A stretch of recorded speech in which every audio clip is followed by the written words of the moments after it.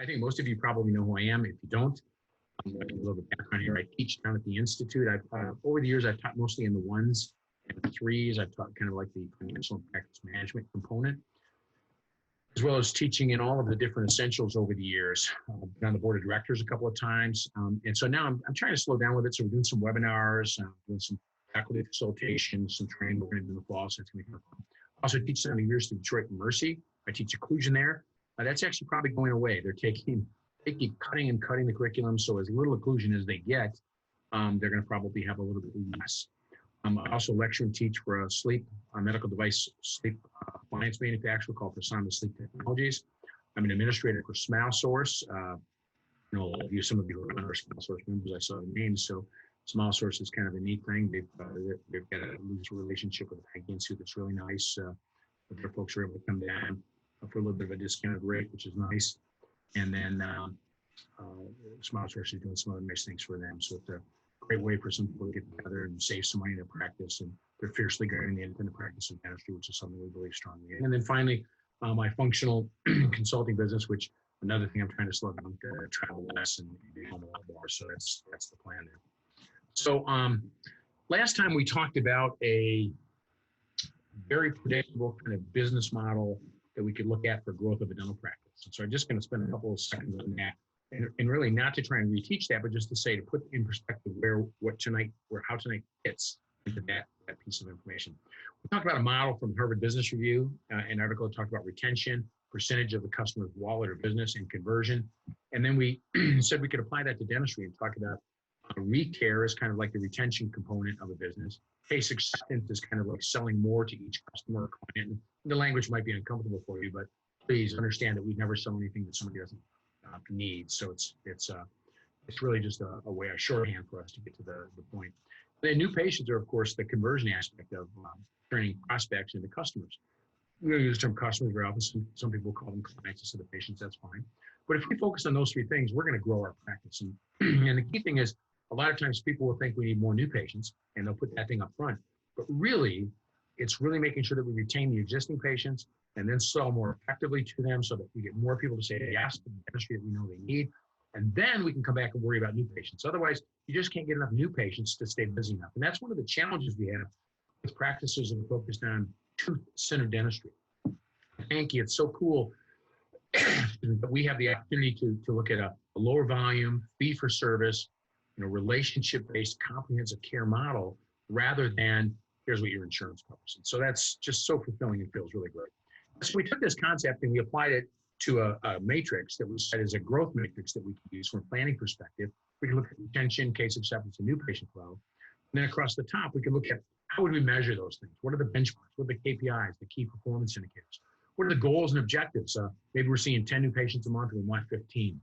And then what are the tools or the KPIs? What are the key behavioral indicators? What are the things we can measure about change that we could do? And so if we had 10 new patients, we wanted 15, it was a goal, then the KPI might be saying we're going to place an ad in the paper or through radio, we're going to ask patients for referrals, and then we're going to measure the success of those different activities, and we can figure out how much they're going to cost, and so hence the budgeting component. When we look at those three activities, retention, acceptance, and new patients, we looked at really understanding the percentage of patients leaving with the next hygiene point was the single most important, the lowest hanging fruit, the thing that we have to get under control in our practices and hygiene retention to be successful. And so measuring that was critical.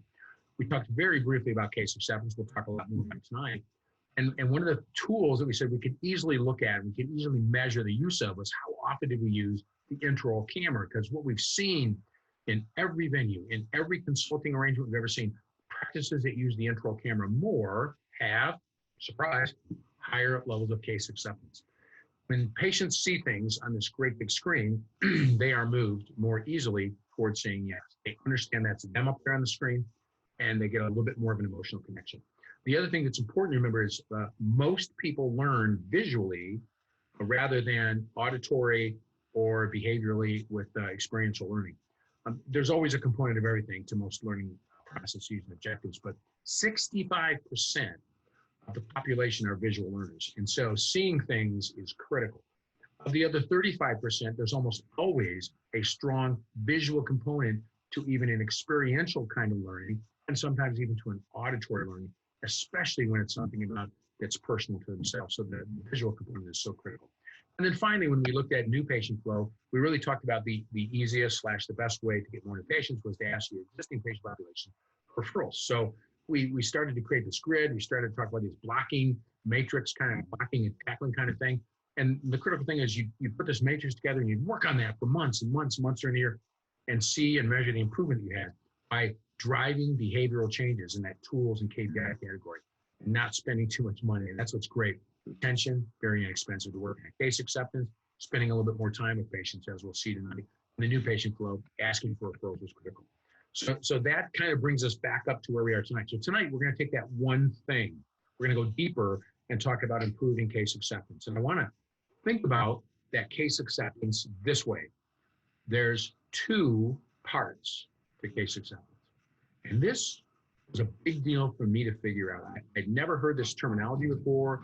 I'd never thought about it as case acceptance had two components, but we really have to get what we would call a clinical acceptance, and then we have to get what we would call a financial acceptance.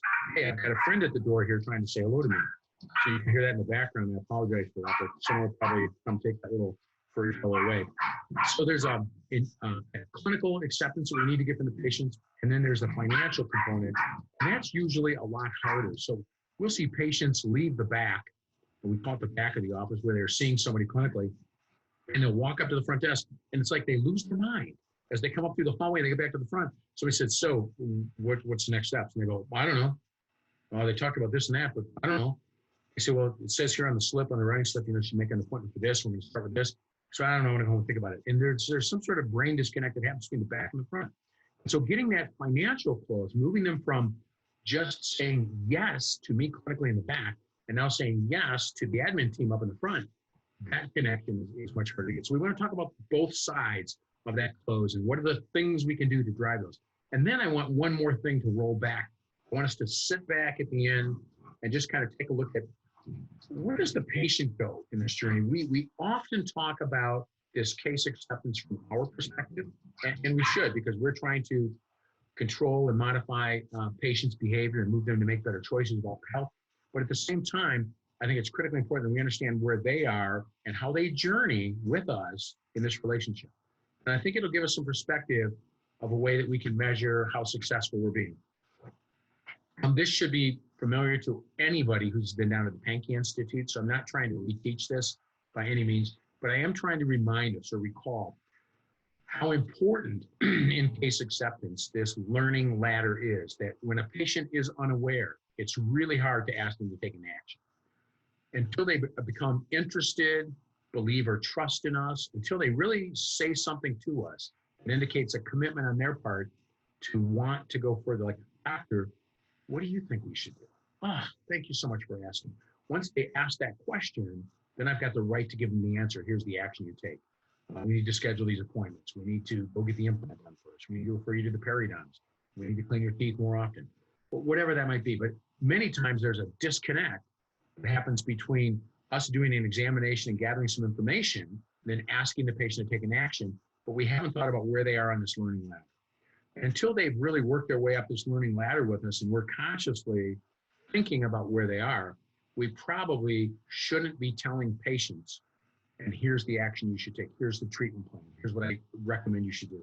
We should try to think about, and we talk about this as you go through the continuum, how important it is to take this complete and thorough examination, involve the patient in co-discovery, involve the patient in developing curiosity, and have them become aware, interested, and then hopefully you're showing them healthy versus unhealthy, so they come to really believe or trust in you.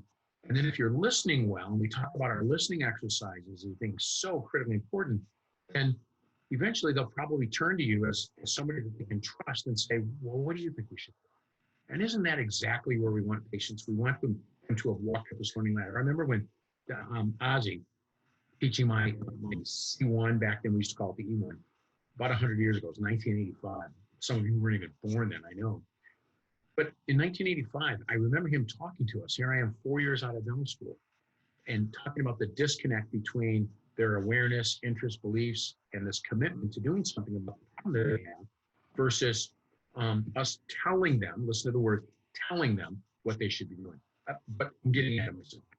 The other thing I want you to think about when I mentioned that listening is somebody that we can think of that we can trust, somebody we think of as a trusted advisor. You know, the listening exercises we work through with you at the Institute are so critical.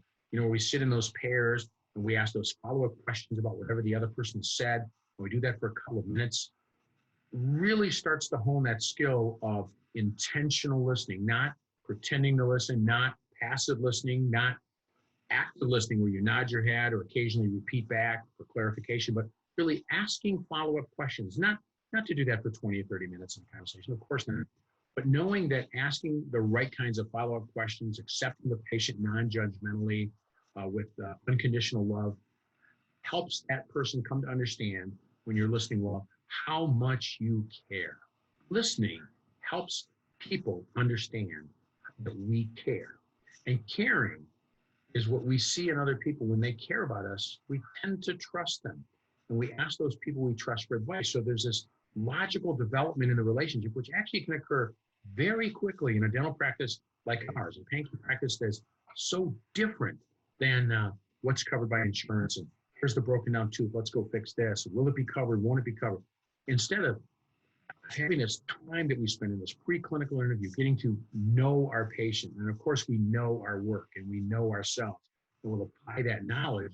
And that's how we get to that balance of both financial and spiritual rewards. So, you know, people don't care how much you know till they know how much you care. I mean, that statement could not be truer. So these two tenets, this learning ladder that we have to watch where the people are, this developing the listening skills, those are things most of us down at the Institute are already very familiar with. So I don't want to spend any time teaching those. I just want to remind us how critical those are to the development of what we're going to do to get improved case acceptance. Now, in most businesses today, and I'll pretend for a second that we're looking at a manufacturing business. So think of any business. It could be a service business. It could be a dental practice, of course. We're going to see that example in a second. But any kind of a business, you could look at a process map of how a customer comes to do business with you or how something's going to be made and manufactured. And in any way, shape, or form that anything is going to get done by some business, you could map out the steps in the development of the relationship, the steps in the development of the product and the manufacture of the product. We could do something at a dental practice that looked at the development of the process map of how a patient comes and walks up that learning ladder, comes to trust us, comes to be in a relationship with us, and we get to be their dentist. And then when we do some dentistry and we send out something to the laboratory, the lab could have a process map of a case arriving, a case being disinfected, the models being poured, and then step by step, how the crown or the implant or the restored solution is manufactured. And so this process map development is critical in most business analysis processes, because what we want to do is we want to understand, here's the steps. How can we impact each of those individual steps? Some of them we can have great control over. Some of them we won't have as much control over. Some of them we may have no control over. They're totally within the realm of the patient.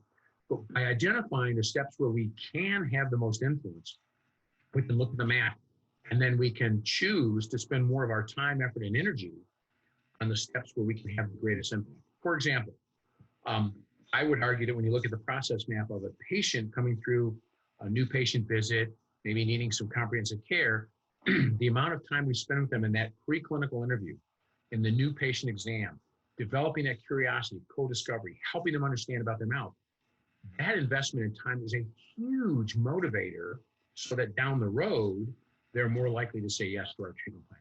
That's the kind of things we want to look at when we look at this process map. So here's a very simple process map. A patient comes in, you know, they've entered the practice, so maybe they're a new patient. So we're going to do a complete and thorough examination. We're going to spend some time with them in a preclinical interview. We're going to talk about all the things that we'll talk about with patients, whether it's standards of care, whether it's things about their own mouth, their own home care. But we're going to really come to some very significant understanding after we've done this examination and analyzed their mouth as to what are the issues and how we'll solve those issues. And then, of course, after we've done that, we'll present the treatment plan to them. And if it's a simple thing, those two things might have occurred in close proximity, but sometimes they're a couple, 3 weeks apart. Sometimes there's a consultation with a specialist. Sometimes there's models that have to be waxed up and things that have to be worked on. And then, of course, that patient's either going to accept or not accept that treatment plan recommendation, And then they'll either appoint or they won't appoint. And then we'll either bill them and we'll have some sort of a relationship financially with them. And then we'll either collect the money or we won't collect the money. And how we deal with or don't deal with insurance in those steps, and how we appoint them and how much time we take and how we structure them. Those are all of the kinds of touch points that each of us can detail out in our individual practices to see how we can best impact them. When I think about the different kinds of key behavioral indicators, what are the easiest things? Just like when we looked at hygiene retention, we said the easiest thing was making sure the patient's left with the next hygiene appointment. That helps us keep the schedule full 6 months down the road. With new patients, we said the simplest way to grow your practice, ask your best patients for referrals. And down the road, you'll have more of a great kind of patients. But what are the things that are kind of easy and obvious for us to use in our practice to impact those two halves that I talked about of this business speak, this closing of the business deal? Because there's really two closes. There's the clinical close. Patient says yes to the treatment plan. I love it. I think this is going to be great. Then the reality hits. It's going to be how much? Ooh, now we need a financial close. So those two things happen, arguably, at least metaphorically, in two different parts of the practice. I would argue, metaphorically, the clinical close happens in the back. We do an exam, we're presenting the treatment, the patient's accepting it, we're talking about the roles, responsibilities, treatment options. Maybe we get models out, photographs, there's testimonial stuff. There's all those kinds of things, and we'll talk through some of those in a moment. But that helps us get the patient to say yes. And then the patient goes up front and they have to appoint, we have to do the work, we have to bill them, and we have to collect the money. And that's really where the rubber hits the road with us for a patient, because I think it's relatively easy to get patients to, listen to the language, it's going to be important today, to want what we know they need. Great, that's case acceptance. Yeah, clinical case acceptance. Because we also need to get them to want to pay for it. And we all know that paying for the dentistry is how it gets done. I can't just give it all away, because just getting warm fuzzies, that doesn't pay the bills. I can't call the team together at the end of the week and say, hey, we built some great mouths this week. We saved some people's teeth, and this is fantastic. And they said, where's our paycheck? Bring me for a group hug. That's not going to fly. They're going to need a paycheck too. So making sure that we connect those things. And what's critical is my responsibility, or let's say the clinical team's responsibility, the treatment coordinator portion of the practice, and doing the exam, diagnosis, the treatment planning, the presentation, getting the patient accepted, walking them up that learning ladder, listening, all those things we talked about. I also want to be setting up in the patient's mind that financial part of it. And whether I'm the one, or a treatment coordinator, or the administrative team, whomever's going to be talking about the financial arrangements, there's lots of different things we can say early on that help set up the conversation. When we look at the first three parts of the clinical close, I think primarily of these three activities. I think in the exam and the new patient visit, certainly preclinical interview, really getting to know each other, really taking the time to listen, demonstrate how much we care. Absolutely. So back to our learning ladder, back to our listening skills and being fantastic at those things. Those are the table stakes to get in the game. But focusing on moving towards the clinical understanding for that patient to want to seek solutions from us, we really have to spend a lot of time asking them questions, talking about the problem, asking about the problem that they have, the tooth that they see, not telling them what the solution is. It's easy for us to move to want to talk about the solution because we see the answers. We see the answer right away because we're dentists, we're hygienists, we're assistants, we're administrators. We live in this world. And so when we look in them out, we see the solutions and we get very excited. We want to share with them. And we want to say, you need to do this. Question is, do they want to do this? I want to get them to want to do this. So I really want to take them on a journey where I'm asking them questions about what do they see, what do they think, what are their goals, what are they hoping to accomplish, what's important to them. And I want to point out things to them so that they see things either in a hand mirror, intraoral camera, on a 32-inch screen, so that they can discover things with me. I want them to see that broken tooth with me. I want to see that red inflamed tissue with me. I want to see that tooth leaning in on the spot where there's a missing tooth with me. I want me to observe it, take pictures of it, look at the x-ray, study it, and then come back and tell them. I want them to learn about their mouth with me. The more that they co-discover, the more that I can ask them questions that help them become curious, the more likely they are to want to know, learning ladder again, want to know, how do we fix that? How do we go about solving the problem? The idea here is to get a patient to want what we know they need. That sounds cute. It sounds like that should be everybody's goal and objective, but listen to me. The rest of the world out there is telling patients what they can have, what's important to them, and how to spend their money. And they want other things. Every one of us has had this scenario where a patient comes up to the front desk. We say, well, you know, doctor took a look and you need to do this, this, this, and this. And the patient says, does my, yeah, you finish the sentence for me. Does my insurance cover it? Absolutely right. Wait a minute, we told you what you need to have done. In medicine, that seems to mean something. But in dentistry, because it's so much more discretionary, and because there really isn't much of what we would really call insurance, there's just this support plan that starts very early and runs out of gas very quickly. Patients have to want to do that. And how many patients have you had stand at the front desk and say, well, I don't know, I think I'll think about that. It's not covered by insurance, I'm not sure. As they set their Louis Vuitton handbag down, or they put their Lexus car keys on the counter, or you know, you look and you see their address in the chart and it's in a neighborhood that you can't afford to live in, you think these people are making choices about discretionary spending, about things that they want but don't need. And that really, really challenges us. So it becomes imperative on us that early in the process, early in the conversations, as we prepare these patients for treatment presentation, as we get them to accept things, that we begin to set up the conversations that will help with the financial close for that patient. When I think about the financial close, I really think about making sure that we build a value in the patient's mind for what we're going to do. See, other companies, other products, other services have done a great job of explaining to patients that a crown isn't a crown, isn't a crown. And that what insurance covers is the average needs of the average patient going for an average dental visit with their average needs in an average year. And you're not average. The patient's not average. And the insurance company's never done the exam. And there's all these things going on in their mouth. And it's not dental insurance anyhow. So we have all these things we have to talk about early on in it to help set up that financial close when they move up to the front desk. The value proposition question is clear. You know, we buy 20,000, 40,000, or 60,000 mile radials. And we know that the 60,000 miles will last longer. It's right there in the name. The rain guard, snow protected tires, or whatever they call them, will be better for us in the all-season radial category, and they're likely to cost more money. We know that going to Morton's or Ruth's Chris is going to cost us more money than Applebee's, and Applebee's will cost us more money than McDonald's. We do that, you know, taking the team out for lunch to 3 different kinds of restaurants for a reason. We want them to understand the different value propositions of these different food service capabilities and understand the differences and the nuances, and patients, customers, consumers understand the difference in price. And it's going to be $5 and $10 and $20 for lunch, but their expectations will be different. And there's nothing wrong with choosing the 5 or the 10.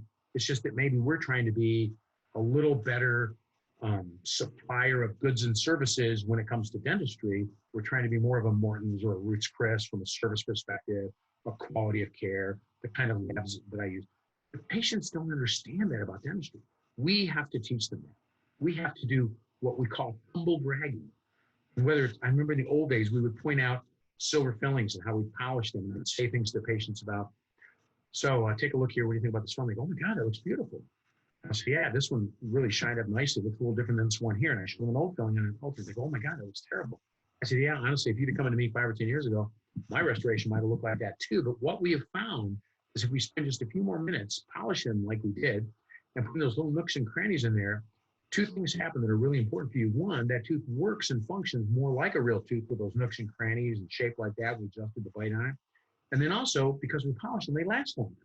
See, I'm just telling that patient that my filling is different than that filling. And so whether it's a composite or whether it's a provisional crown or whether it's the final restoration or whether it's what your hygiene team is doing, we can point out these tiny differences that are significant and help the patient understand, yes, these linen tablecloths, the staff having suits and tuxedos on and ties, the excellent cuts of prime meats that you're eating, the fabulous fresh salads and fruits and vegetables.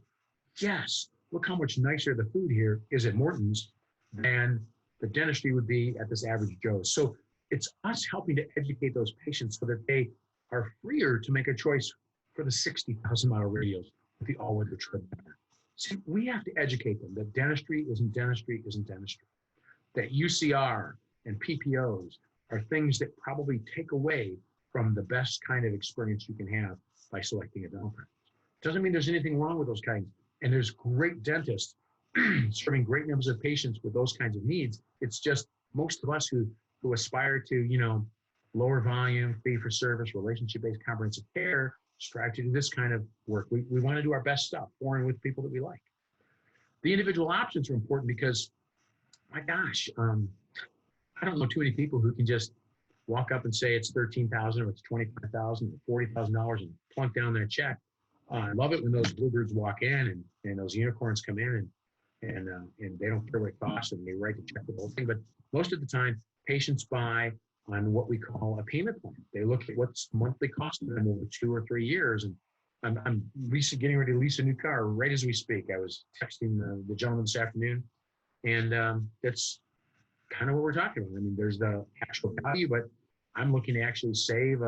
My payment's going to change. It's going to be a lot less than it was on this other car. And I'm looking to save some of that money because I'm getting closer to retirement. And we start to think about those kinds of things. And it isn't that I can't afford nicer stuff. I just drive to and from the airport. So I don't want to spend a lot of money on a car. It'd be kind of ridiculous. And so I get to make those kind of choices. Those are the individualized options we make. Payment plans are incredibly important. So offering some kind of care credit financing or something like that, you can do your own in-house financing, whatever that might be, that sort of payment option is important. And so we would often talk to patients early on about some of that stuff to set up that discussion. But sometimes say to patients, when we go to look at this, this is going to be fairly expensive. So I want you to be thinking about the different ways that we can work out from a fee schedule standpoint. And we used to, not that this is perfect, but this is what worked for us, is we'd say there's really 3 different ways that you can pay for this.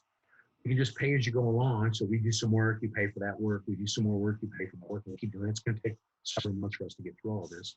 Or you could actually prepay for the amount that we think it's going to be. And we'd offer you some sort of a bookkeeping courtesy for that. And the third way that we could do that is we could offer care credit. And this is important. If the patient heard the first option, and then they heard the second option, and then they heard about care credit, which they might have no idea what it is, and they say to you, well, what's care credit? They're basically, I hear them saying, I didn't like option 1, I didn't like option 2, what's this third one? So you're looking more for a financial payment plan or something like that. They're hoping that it's something along those lines. Excuse me, and that gave me a clear indication of which direction we should go in our conversation. So, but individualized options might also mean not just payment plans. It might mean how do we talk to the patient about phasing care? Sometimes a patient simply isn't going to be able to afford the $30,000 or the $15,000 of the work. And so maybe it's a quadrant or a section or an arch at a time. And I remember Roy Cowan, my would be E2 today, C2 instructor back then in 86, talking to us about how he would tell patients how their mouth was on fire. He was from Butler, Alabama. He had his heavy drawl. He'd say, woo! He said, your mouth is on fire. He said, Dr. Roy here, I am the dental fire department. And he said, if your house was on fire, who would you call? Would you call the lumberyard or would you call the fire department? You'd call the fire department, wouldn't you? Yeah. So he would talk about putting out the fires. He would talk about decay fires and bite fires and gum fires. Now we get those fires under control so the patient wasn't breaking down and moving backwards. And then he said, when the time's right, we'll sit down and have a glass of lemonade. That's what he talked about. I can never say it that way to patients, but I love the way he would say it. We'll have ourselves a glass of lemonade and we'll talk about how we're going to rebuild that house that was burning down, how we're going to rebuild it now. That's when we'll go to the lumberyard. That's when we'll talk about the treatment plan. So sometimes phasing work meant decay control, phase 1 perio, maybe a splint therapy without definitive occlusal, treatment, that kind of thing, maybe use some endo, some core, some restoration, but that's great because now you've got a chance over 2 or 3 or 4 or 5 years to really work with that patient to have optimal care that's right for them. And the good news is that's not new. That's how Dr. Pankey He even did most of his treatment plans. He too suffered from what we did. We don't have people coming in saying, here's all the money you need, let's go. So usually having some way of phasing the treatment, some way of paying for it over time, if you're getting it done all at once, is very important. I know that sometimes when we would be talking with patients, we're gathering all the information, we're doing the exam, and I'm trying to set up that financial close, I would say to the patient, as we're finishing up the exam, and the next appointment is going to be a treatment plan consultation, and we're going to show them all the stuff we want to do. Actually, you know, Mrs. Jones or Mr. Jones, I said, gathered all this information. I've got the x-rays, I've taken the models. Now I'm going to go back and I'm going to do some homework, but I'm going to give you some homework to do too. My homework is going to be this. I'm going to work on how we're going to do the very best dentistry we can to help you keep your teeth in the best comfort and function and appearance that we possibly can for the rest of your life. I promise to dedicate myself to doing that. I'll sit down with a couple of the specialists we need to talk to, we'll work out this case. I have some really cool things to show you and talk about next time. I'll do that. And I'll also be thinking about how we keep you comfortable during all of that. That's part of my homework. And also, my homework is also making sure how we keep you looking good so that when we have temporary crowns in there, you can still smile, you can eat and go to work and all that. So that's my homework. And your homework is this. Your homework is, I really need you to think about how you're going to budget your time and your money. Because, you know, the kind of things we're talking about here, you know, they're just not out-of-pocket expenses. They're going to be much more of an investment that I think you'll look back on as being one of the best investments you ever made. But it's a bigger investment than just, you know, out-of-pocket kind of stuff or stuff that's covered by dental insurance. So I need you to think about how you budget your time and your money. So now a couple of weeks goes by and they're coming back in for the treatment plan consultation. So to help with the clinical close, I would sit down with the patient and I'd look at them and I'd say, so, you know, how's it going? Good. You know, small talk. I'd say, so I've got my models in front of me, the wax ups here, the radiographs, I've got some photographs going on. You see, I've got some notes, some treatment plan out in front of me. I'd say, so now you can tell I did my homework. Did you do yours? It's great. That is such a great piece of conversation because if the patient goes, yeah, I did. You know, there were some problems with either time or money. If they go, yeah, I did my homework, and they kind of matter of fact that, and I think they probably don't have any concerns about time or money. And was I 100% correct in making that observation? No, but pretty close. So when a patient really sighs when they're answering the question about time and money, you know, there is probably a challenge for them with time or money. And so when they do that, I'd say, so which is it? Is it the time or the money? And guess what? Mostly it's the money. It's not the time. Usually people have lots of time, don't have the money, and people that have lots of money never seem to have the time. Sometimes it is the time.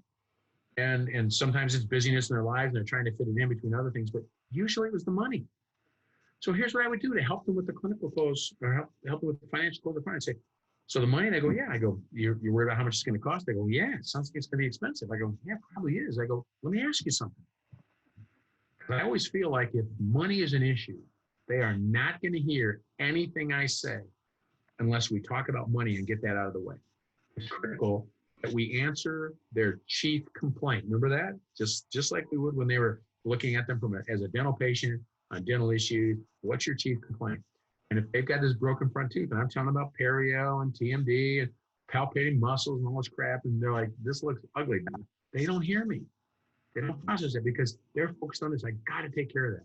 So if their chief complaint is money, let's take care of that. And I say, so you want to talk about that and get that out of the way first? And you see this sigh of relief. Yeah, they do want to talk about it. And so I don't want to tell them that it's going to be $15,000. No, I don't. Because I think that's going to scare the heck out of them because now I got to back away from this big number and have them figure out how they're going to eat that elephant a bite at a time. So instead of saying it's going to be $15,000 and here's all this treatment options, payment options, I say, let me ask you this simply. What do you think you could afford as a monthly payment? See, turn it around. Change the conversation. Go to the comfort zone. What's the payment you're looking for? If they say $100 a month and it's $15,000, that's going to be a problem. That's a 12 or 14-year payment plan. But what if they say to you, I don't know, $600 or $700, maybe $800 a month?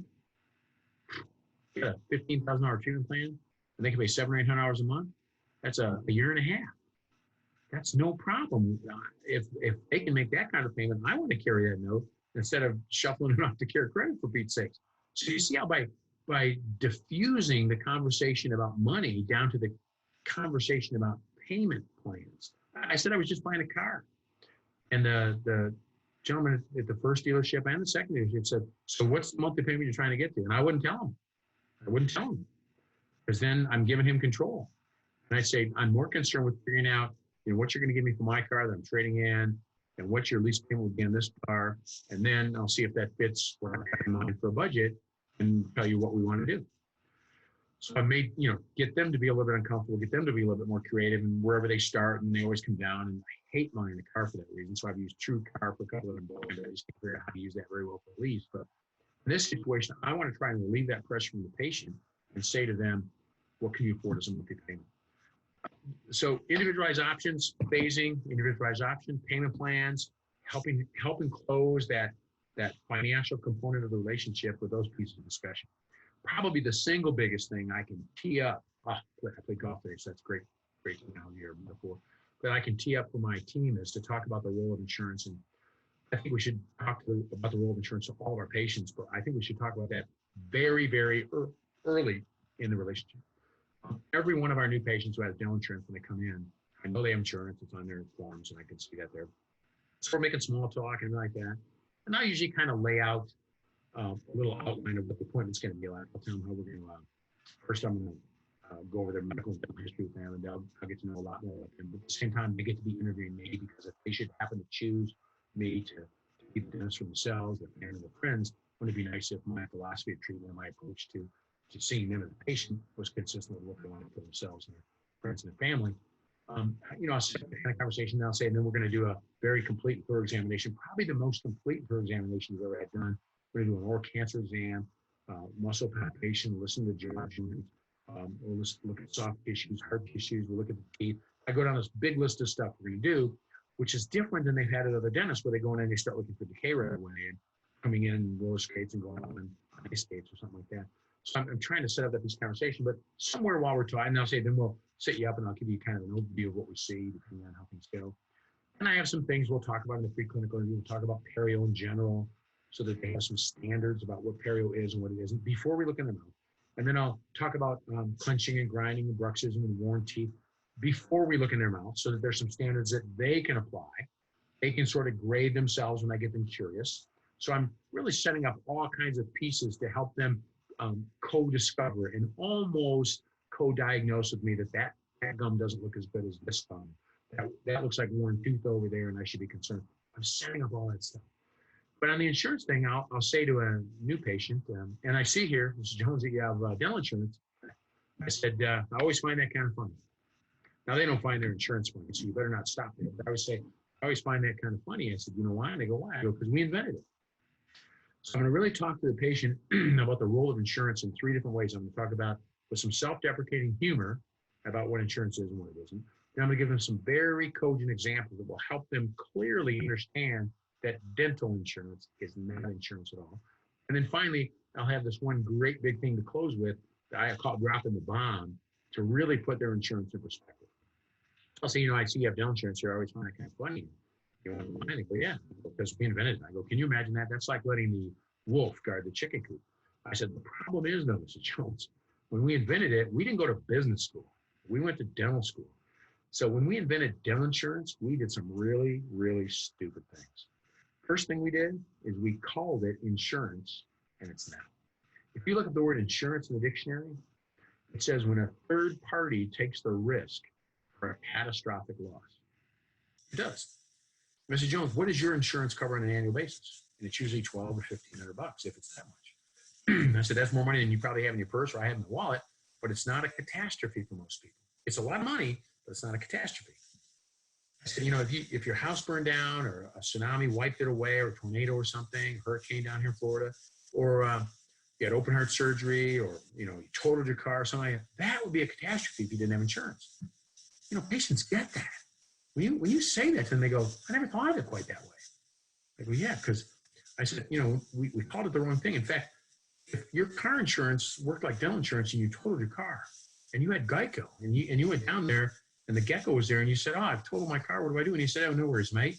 Come on down and pick up a check. And you went down there and he gave you a check for $1,200. You'd say, what's this? He said, that's all we cover is the first $1,200. Good day, cheerio. You choked that little booger till his eyes popped out. So then you go see Flo over at Progressive and say, hey, Flo, help me out. And she said, I could save you $300. And you'd say, well, wait a minute, what's that insurance cover? And what if she said it covers oil changes, lube jobs, and filters twice a year, new wiper blades every 3 years, and new tires every 5 years? You'd say, that doesn't sound like car insurance. That sounds like a maintenance plan. Patients get this. If you have this discussion with them early on in your meeting, early on in your relationship, sort of just matter of fact, patients are going, I never thought about this way. It's not sure. Don't get me wrong. I'm glad you got it. It's wonderful. We'll do everything we can to maximize your insurance benefits. But you're going to notice that my team is going to probably call it dental benefits or your maintenance plan or your dental plan. You're going to say dental insurance, and they're not going to say dental insurance back because it's not insurance. Patients start to get it. I said, but you know what, Mrs. Jones? That's not the worst thing we did. The worst thing we did was not call insurance or not have it work like other insurances do. The worst thing we did is we forgot to index that puppy for inflation. We invented dental insurance in 1955 out in Washington State with the Washington State Dental Services, which was the first dental insurance, first Delta. And you know what it covered when it was founded? $1,200, same as it does today. If we had indexed that for inflation, today we'd have $9,000 or $10,000 worth of insurance coverage, and that would be catastrophic coverage for what a patient might need a month. So I'm glad you got this stuff. We'll do everything we can. But you see how that conversation starts to set up in the patient's mind the possibility of a paradigm shift for them on what insurance is and what it isn't and what role it's going to play. Now, does this mean if I have this conversation, I talk about options, I build some value, I work on wants and not just needs, the patient gets curious and I have them figure things out with me and I ask more questions instead of telling them what they need, that all my patients will say yes? No, it doesn't mean that. But if we had 1 or 2 more a month, and we did 1 or 2 more crowns a week, another crown a week is $60,000, $70,000, $80,000 a year. If we had 1 more treatment plan that was $5,000 or $10,000 or $15,000 that we sold once a month or once every 6 weeks, there'd be another $100,000 in dentistry we get to do, another $100,000 in fulfilling work, another $100,000 in patients having healthier mouths. That would be very rewarding in so many different ways, both spiritually, and financially. So that's what we're talking about when we talk about trying to set up this financial close that is so much more difficult. But if I'm in the back and I get them to say yes to this wonderful treatment plan that I'm working on with them, and then when they go up front, they get shell-shocked with the bill, we're not going to have that second close. Now, the patient at the same time is on a little bit of a different journey. So what I want to talk about is this little journey that a patient has to make from the logical component of listening to us talk to their heart, the emotional component. I first heard this, I'm always going to get hit with a bolt of lightning, I think, when I talk about this, because I first heard this in church. Father Mike was talking about the faith journey from your head to your heart, from the logical to the emotional. And I thought, wow, that's not too different from the relationship we have talking about the x-rays and the decay and the periodontal pockets and the information, the data we get, head, to connecting with the patient from a relationship standpoint, that moves to the heart. And so this whole idea of moving the patient 18 inches from the head to the heart really resonated with me. The cool thing is, the journey doesn't end there. For a patient, the journey starts in the logical, in the head, but it moves to the heart, the emotional. But the journey's not over because it still has to travel another 18 inches to the wallet. Now, rather than talking about tithing and giving to your church, which Father Mike did, I'm talking about that patient connects clinically, connects emotionally with you. Fantastic. Let's do this work. Ooh, what's it going to cost? I really want that journey to go another 18 inches to their wallet, to make that financial commitment to invest in themselves. The patient then, I would argue, if we've had a great experience, Dr. Pankey used to say it so well, a patient should be able to pay the fee with gratitude and appreciation. So the journey doesn't end at the wallet. It has to go another 18 inches to the knee. Now, the patient's not going to bend down and knee to give thanks to you, but think of that as a metaphor, moving to the knee to show gratitude and appreciation, not just pay the bill. But the journey's not done there. And you can see it already. It's got to move to the feet, where the patient becomes a missionary for your practice and goes out and tells other people about you, about your team, about the kind of dentistry you do. So you see, patients are on a journey from the head to the heart, to the wallet, to appreciation, to referral of their friends and family. And that's the journey we want to think about, not just the learning ladder, where we're taking the patient to case acceptance, but where is the patient going in this relationship that we have with them? See, when we say lower volume, fee for service, relationship-based comprehensive care, it's really about me getting to do my best stuff for people and with people that I like. And that takes getting to have some time with those patients. It takes me spending time understanding who they are, what they're trying to do, what I can do for them, and try to connect all those dots in a way that allows them to journey with me and them to experience the full capabilities that we have as a practice. So, Des, I'm going to open it up. I feel a lot better this time. We've got about 10 or 12 minutes for some questions. I think the last couple times we've done these webinars, I've run right up to the hour and pretended to ask and answer some questions. But if anybody wants to ask or type in some questions, we can do that now. Any of the subjects we've talked about, happy if you email me. I'll send you a copy of these slides. If that's going to be helpful for you, you've got probably can get a recording of this video and share it with your team if there's anything like that they need to do. So I'm looking for, you could text in questions. Oh, good, Andrew, I'm glad I just saw that you got that. There's a question and answer section in here. It says open, answered, dismissed, and I don't have anything in there. So I don't know if I should, I want to minimize this and let me see if I can open up the, we've got about 50 participants. That's awesome. So I don't know, Des, tell me if there's something else you want me to do to be able to accept questions or some other place I'm supposed to be looking for them because I can't hear people. I could give you all my cell phone number if you want to text me a question. Is that a good idea? Because I don't see anybody typing it in.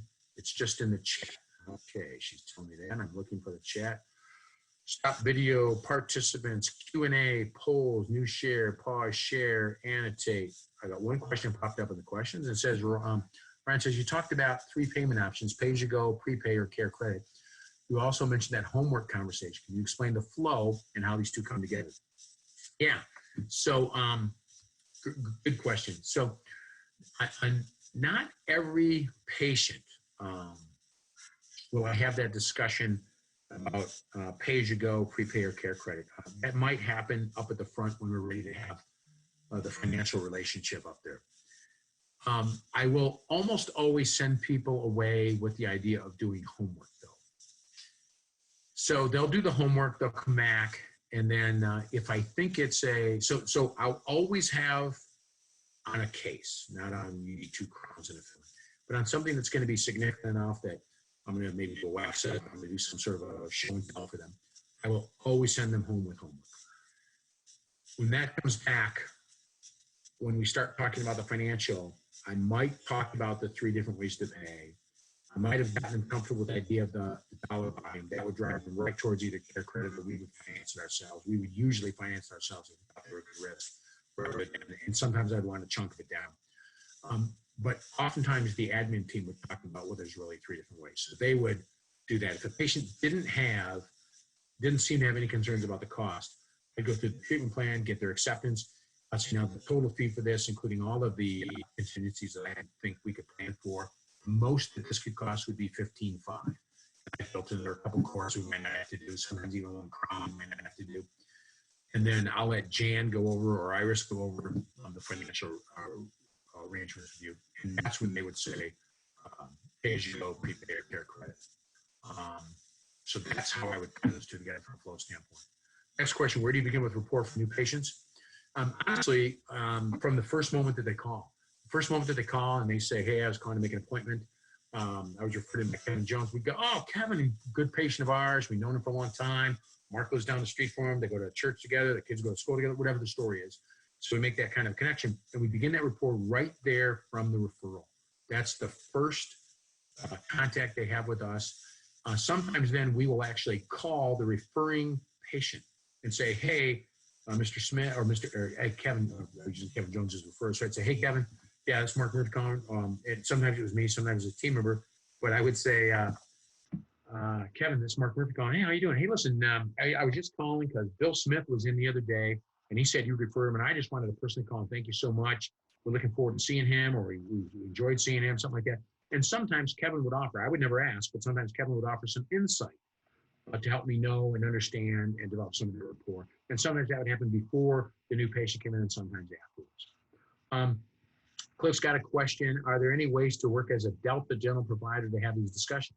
Yeah, I would say yes. I'd say that the challenge you're going to have when you're participating dentist with either Delta or Blue Cross or any of the PPOs is, if any of these kinds of discussions, you can do any kind of treatment plan you want. You're just going to be limited in what you can charge in terms of fees, and making sure that the patient understands what insurance is and what insurance isn't. Now, we would fill out all the paperwork for patients, but just the check would go to them instead of to us. No big deal. And sometimes it's a mother of 4 kids, single mom. They all come in for their cleanings, and she was struggling to make ends meet. We would let her wait till she got the check from Delta, and then she could pay us. We didn't care. It's no big deal. We should trust her. If we couldn't trust her, we shouldn't be doing her dentistry. So, I mean, in these relationship-based practices, it's a little bit easier to not have to worry as much about that kind of risk. I hope that answers that. Is Care Credit the only third party that you recommend? No, I've seen a couple others come and go over the years. I've seen a few others try it. I think I use Care Credit probably the way I would use Band-Aid or Formica in a conversation, any third-party financing. I saw one called Comprehensive Finance, Comprehensive Care, which is where you actually carry the note and they make a interest charge. You share some of the interest in group out of Texas, Bruce Baird's group. That's kind of interesting. See, Ryan's got a question. Thanks so much. Can you tell me their homework again? So their homework is to go home and figure out how they're going to budget their time and their money. And it's more often going to be the money than the time that seems to be a problem. And Ben's got a couple questions coming up. So what is the homework you assigned? So I think I just answered that one too, the Ryan asked. But Ben's other question, you find co-discovery to be as important in the review of findings as in the comprehensive exam? Ooh, good question. I don't know. I hadn't thought about that. Yeah, that's interesting. So I'm going to say no, only because it's a great question because I hadn't thought about that at all. So I'm going to say no, I don't think that to be as important because I wasn't thinking too much about the co-discovery at the review of findings as it was in the comprehensive exam. I'm thinking way more about co-discovery curiosity in the exam, in the comprehensive exam, than I am later on. There are some times, I'm sure, where there's still going to be some good co-discovery and some curiosity developed there, but no, I think it's more important in the exam. Cliff, Delta, particularly the fee limitations. So, with Delta, if let's say that I'm a Delta Premier provider and I'm going to charge $1,200 for a crown and they knock it down to $900, I can't collect the other 3. That's going to challenge me. But I would have the same conversation with that patient about what insurance is, what insurance isn't. I think, and it's a whole nother, I think it is one of the revenue topics we're going to head down the road, evaluating which PPOs you should keep or get rid of. Some of them you're actually losing money on, some people are. What's the risk-weighted benefit of getting rid of some of the PPOs? How many of those patients have to stay for that to make financial sense for you? I always struggled with the fact that a Delta patient getting that $300 discount might run into a non-Delta patient in the grass. And they both got crowned on recently. One paid $1,200 and one paid $900. And it didn't make any sense to me. I felt horrible that the cash patient wasn't the one getting the discount. The insurance patient was the one getting the discount. And so and I couldn't, use a crummy lab or use monolithic zirconia or some inexpensive material because they had insurance. I felt like I was going to want to do my best stuff. And so for me, if I wanted to do my best stuff, I had to move away from insurance reimbursement. So that was a struggle and something we did back in 1991. Ryan, how do you manage patients who change their expectations after treatment? They said they liked the crown. Now they think it's too light or too dark or too wide. Good question.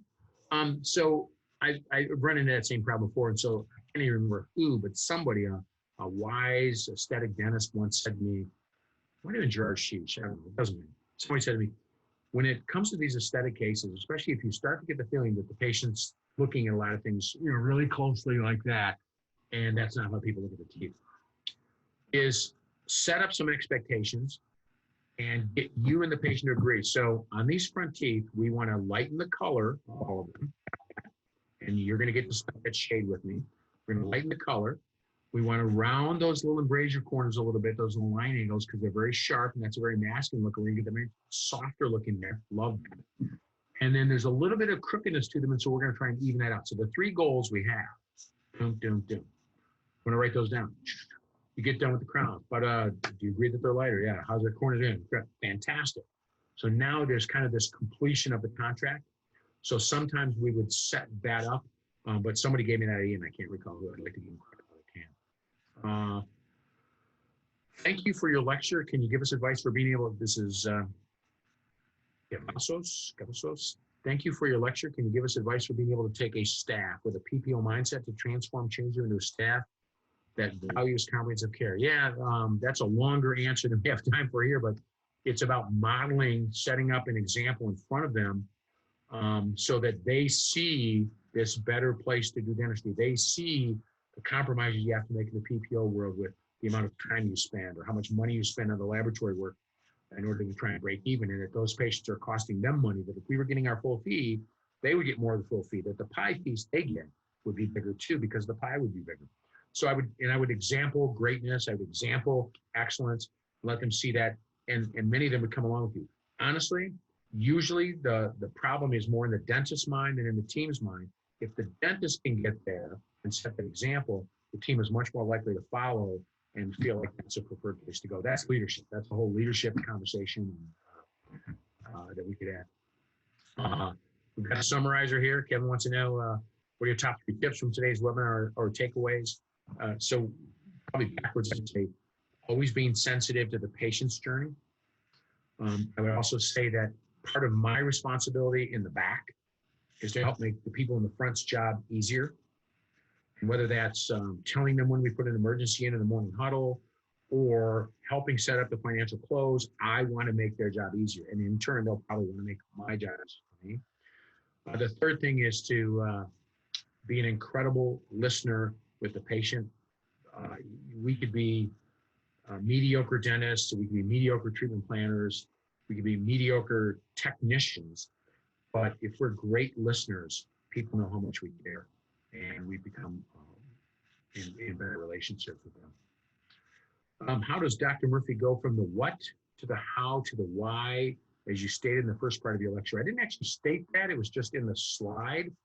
Often for me, I think about what we're going to do and talk about, and I try to get to the why. So in that opening slide, the why was that there's this challenge we have that I want to talk about case acceptance. There's this challenge, and why it was important to me is because we're really good at the clinical close. And the average dentist and the average dental practice is usually not really good at the financial close. And so if we can get better at the financial close, we get to do more fulfilling dentistry. Our patients get to have healthier mouths, and we get to make more money as a result of those 2 other things. So that's the why. How we talk through that. What was the identification of what the topics was. I think hopefully that's pretty straightforward. Ryan, just thanks, appreciate that. What do you do when patients request pre-treatment estimates from their insurance? We didn't do that. We told them when it's a large case, it's not an insurance case. You know, when the insurance is $1,200 and we're doing 15,000 hours of work or even 7,000 hours of work, we tell them that here's the amount of work we're going to do, and we'll do everything we can to maximize your insurance benefits and get that. But that portion of it that was insurance is usually so small that it just wasn't very important in the overall scheme. So that wasn't something we really did for patients. Pre-treatment estimates are more for like someone who's going to do, you know, we weren't participating anyhow. Someone's going to do 1 crown or a few crowns, or what are they going to pay, that kind of thing. That's good. TJ sent in Runza. So TJ, that's a shout out to you for Runza. Andrew, dobre večer, you know, good night to you, I suppose, or dobre večer. You talked about the importance of listening. How do you help patients who would talk for hours? How do you listen, but also steer them on topic politely? Great question. Something I wish I could tell you. I'm gonna turn the light on here and realizing it's getting kind of dark. So let me do that. Here I am. So that's actually something that I've got a little trick for. So we blocked a big chunk of time in the Versa tag. We would have 2 hours for a new patient visit. And the preclinical exam will take a chunk of that time, and then the clinical exam will take a chunk of that time, and then review of findings will take a chunk of that time, and somewhere we slip in some photographs and rating groups we need from there. So somewhere in that preclinical interview, you get the sense that this is going to take the whole 2 hours. So maybe at 45 minutes, maybe at 50 minutes, maybe at 55 minutes. I don't know. At some point in time, I would say the patient, when there was a break in and they were taking a breath, I'd say, so listen, I want to tell you that I have no problem at all. We've got 2 hours blocked today for this new patient visit. And if we do nothing else today, but you and I just talk through all this stuff, I am happy to do that. I just want you to know, because if we do talk through the 2 hours and spend our time doing that, we'll reschedule to do the clinical part of the exam and reviewing the findings and all that kind of stuff. That's no problem at all. And that gets the patient going, no, I want to get my exam today. So that helps them know that I've got 2 hours and I'm going to be done in 2 hours. And if we talk for 2 hours, I'm yours. I'm happy to do that, because once in a while there's a patient that's the right thing to do. Now, oddly enough, that means I might charge them a second fee for that next visit, and that's not something that they're all used to or accustomed to or anything like that. So, but I'm happy to spend that kind of time if that's, unless they're not fun to listen to, then that's what charging. So I think just we're 9:02. You've got my email. It's on that slide. So feel free to email me with anything else. I think Desiree's going to put up the E1 landing page. You can check out what's happening now at the Pankey Institute. And we've got an E1 coming up, probably 5-6 times a year, 7 times a year now. And they've been filling up pretty fast. So that's been really cool. I get to go down and teach one later in the year, which is going to be kind of fun. Webinar will be uploaded and available to watch this week, and a link to that, if you want to share with the team and everything, will be sent to everybody else. TJ, thank you for that comment. I appreciate that. You've heard me say this kind of stuff so many times, and that you would honor me by saying you still enjoyed hearing it. That means a lot to me. Thanks, man. So listen, I really enjoyed doing this. It's always hard to talk to my computer and not be fully present with you all. And I hope you don't mind the hat here, but I had my baseball cap on all day. And I'm going to go back and finish my dinner and probably a couple of those. Peace. Thanks a lot.